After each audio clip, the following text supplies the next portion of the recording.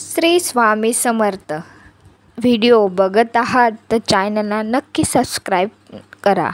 श्री स्वामी समर्थ जेव्हा अक्कलकोटमध्ये वास्तव्य करत होते तेव्हा असंख्य भक्त त्यांच्याकडे यायचे आणि त्यांचे प्रश्न स्वामींना विचारायचे.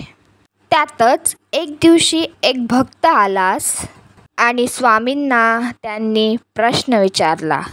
ते म्हणतात, स्वामी, उपकार कोणावर करावे आणि ते किती करावे? मग स्वामींनी डोळे झाकलेस आणि मग एक कथा सांगायला सुरुवात केलीस. ती कथा अशी होतीस. एका जंगलात वाघ आणि वाघीण त्यांच्या पिल्लांना गुहेत ठेवून शिकार करायला जायचे. असे ते रोज करत होते. एके दिवशी वाघ आणि वाघिणी आपल्या पिल्लांना गुहेत ठेवून शिकार करण्यास गेले. पण 2 दिवस झाले पण ते परत आलेच नाही आणि ते बिचारे पिल्ले व्याकुळ झालेस आणि ते पिल्ले रडू लागली आणि त्या पिल्लांचा रडण्याचा आवाज एका बकरीला ऐकू येतो.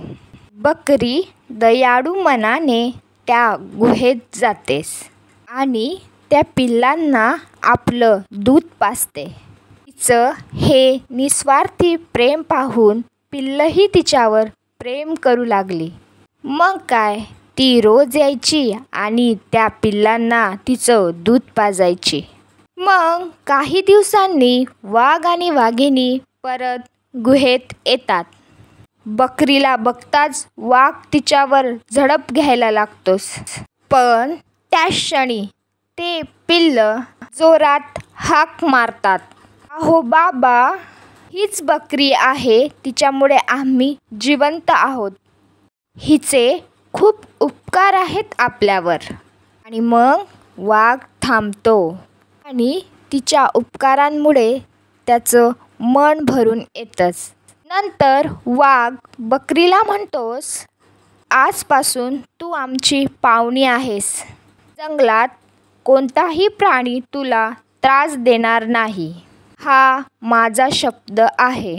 मग काय हो, जंगलाच्या राजाने असा शब्द दिलाय म्हणून बकरी मात्र कोणालाही न घाबरता जंगलात फिरू लागली. हे एक गरुड वरतून पाहत होता. त्याला वाटलं आपणही असे कोणावर उपकार करावे. एक दिवशी काय झाले, गरुडाला काही उंदराची पिल्ले दरदडीमध्ये अडकलेली दिसली. गरुडाने त्या पिल्लांना बाहेर काढलं आणि कुडकुडीत असलेल्या पिल्लांना गरुडाने आपल्या पंखात उब दिली. मग थोड्या वेळात गरुड उडायला लागतो. पण तेव्हा त्याच्या लक्षात येतं त्याचे पंख कुरतडले गेलेले आहे. उंदराने कुरतडून गरुडाचे पंख खराब केलेले होते. गरुड रडत रडत बकरीजवळ येतो, सगळं काही सांगतो आणि मग विचारतो, तू उपकार केले तर तुला सन्मान मिळाला, पण मी उपकार केले तर माझं नुकसान झालंस, असं का? बकरी हसते आणि बोलते, बाळा, उपकार नेहमी स्वामींसारखं दिलदार आणि कृतज्ञ मनाने करावं. स्वार्थी लोक फायदा होईपर्यंत सोबत असतात आणि नंतर ते आपल्याला विसरून जातात. पण भक्तिपूर्वक, निस्वार्थी आणि स्वामींवर विश्वास ठेवणाऱ्या या लोकांना उपकाराची जाणीव आयुष्यभर असते. उपकार कोणावर करावा हेच सर्वात जास्त महत्त्वाचं असतं. कारण कृतज्ञ मन हेच खरं ईश्वराचं मन असतं. आणि श्री स्वामी समर्थ आपल्या भक्तांच्या पाठी नेहमी असतात. फक्त भक्ती खरी असली पाहिजे.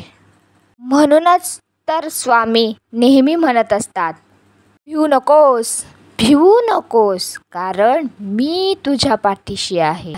ही होती स्वामींची प्रेरित कथा. आवडली असेल तर लाईक करा, शेअर करा, कमेंट करा. श्री स्वामी समर्थ.